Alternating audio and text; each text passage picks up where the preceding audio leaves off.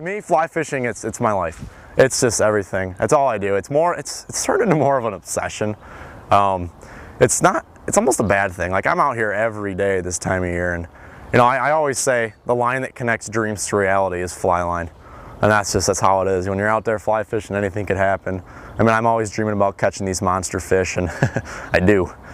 So fly fishing is the ultimate form of fishing, just in every reason. First of all, it is pure. When you're out there casting that line, it's more of an art when you're casting that fly, and that fly lays out perfectly. Also, fighting the fish is way more fun, more of a challenge. It just is better because, I mean, it's like more personal. It's more one-on-one. It's mano-a-mano, you versus the fish on a fly rod. Also, it is way more effective. Once you get good with a fly rod, it outfishes any other form of fishing, like conventional, you know, spinning reel. You can outfish any of those guys any day of the week with a fly rod once you get good with it. That's why I do it. For me, it's better in every aspect. The Rogue River that's the river I do most of my fishing at. It's in downtown Rockford, and it's just a beautiful little tributary. It's loaded with fish everywhere.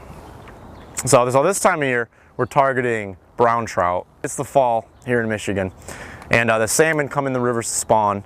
They come in from Lake Michigan, and they run all the way up, I don't know how many miles, but they come all the way in this river, and they go out here, and they find gravel bars, basically, and they lay their eggs. All right, so these salmon, they're coming in the rivers every fall to spawn. And when they spawn, they're coming in the rivers to die. As you can see with this fish, it's all missing skin, he's all deteriorating. It's because when they come in the rivers after they lay their eggs, they die. So this salmon's in the process of basically dying. They start rotting while they're alive. And they stop eating. I got him to hit out of defense. I had a little fly that looked like a minnow, and I dragged it across where he was spawning, and he hit it. But yeah, so this guy, he's actually on his way to die. A week from now, he won't be alive. Well, I'm gonna let him continue his spawning because he's got a little more spawning to do. So we're gonna try to get him back. These king salmon, they are amazing fighters.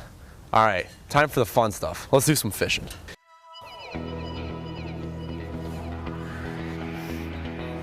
There, Sawyer, watch how he's gonna run right by.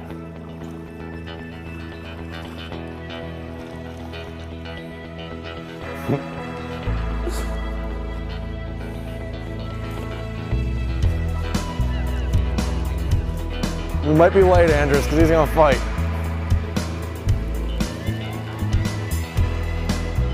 But I would hook a monster at the very end. All right, Sawyer, just kind of. Hold on, let me land this fish first. I'm about to land. He's about ready. Just get the sleeves rolled up because we got ourselves a Rogue River monster on the end of the line here, boys.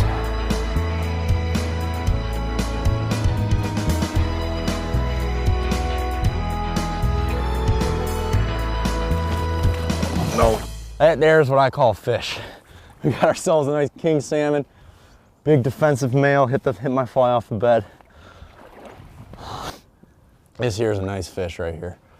Check that sucker out. All right, he's gonna go home now. Every now and then, one of these eggs will bounce down river, and then those trout, they love them. It's candy. Like a salmon egg is candy to a trout. So what I'm doing, I'm using these flies that look like a salmon egg, and their salmon eggs are orange, and my flies are orange, and they're basically this piece of yarn balled up on a hook, and the trout just crush them. Let me tell you, they hit them hard. What I'm doing is I'm throwing this strike indicator, which is basically a float, and it floats your flies up, so they float. They look really natural and they drift. And I'm out there and I'm throwing my flies behind salmon reds, which is where the salmon are spawning, and there's always trout behind these reds, ready to eat these eggs, like I explained earlier. So I'll be sitting there, I'll be throwing that indicator, and then all of a sudden, oh, they just crush them, and sometimes they'll even pull that rod right out of your hands. And that is awesome. It is an adrenaline rush in its own, seeing that indicator go down and you just gotta set the hook on that fish. It is beautiful, let me tell you. I try to get out here early in the morning, beat the crowds, and that's when the fishing's good, because the fish are not pressured at night, and then early in the morning, usually the pressure hasn't hit them yet. That's why it's important to get out here early in the morning. Like, the sun's not even up yet, and we're out here, and that's key. That is key to fishing this river and any river. is getting out here early. The brown trout to me is the greatest fish in all of the world. It is beautiful fish. It's just covered with orange, gold color, beautiful spots, and they can get pretty big.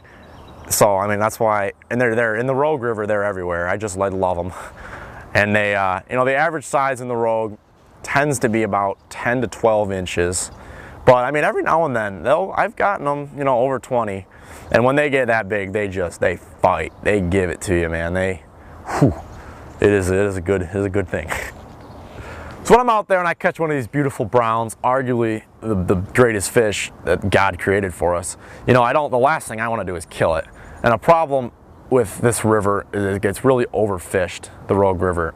People come from all around the nation to fish this river, and people keep the fish, and it's sickening to me. When I catch a fish, the greatest feeling is letting that fish go and watching that fish swim away. And I let every fish go. I do not keep trout. It is way against my rules. You know, the most rewarding feeling to me is seeing that trout swim away. It's the best.